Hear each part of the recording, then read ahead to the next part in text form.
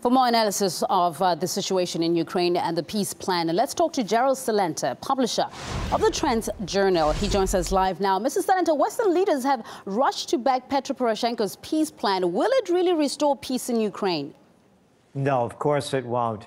And let us not forget that the Western leaders also supported the overthrow of the Yanukovych government. And what did that bring?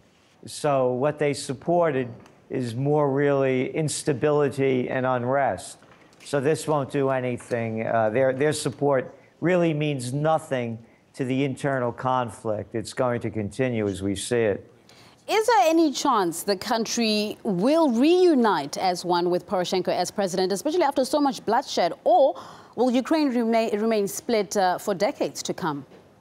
Well, from what I could read of the so-called steps of this peace plan, it's more like a surrender package. They're asking the people that oppose the Kyiv government to surrender. That's what this is. The word peace is the wrong word to use in it. Now, as we see it, this is going to escalate into a very volatile civil war with the threat of it spreading over the borders if it's not contained. Because there are other underlying factors in here that really add to the instability, and that, of course, is the very weak economy at a time when you also have now escalating energy prices due to the instability of what's going on in Iraq and the Middle East.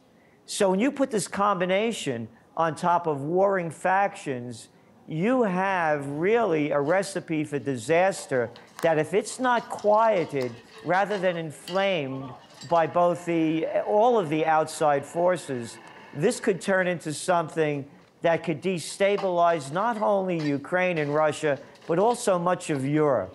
Actually, that was going to be my next question as to, you speak about the instability in Ukraine. Is that going to be a threat to Europe? Again, when you have to add on all the other factors going into this, as I said, Ukraine was already in a severe recession. Now it's going to go into a depression. So you have a lot of angry people with no work and no future. Throw on top of that rising energy prices at a time when they can't even pay the bills that they already have.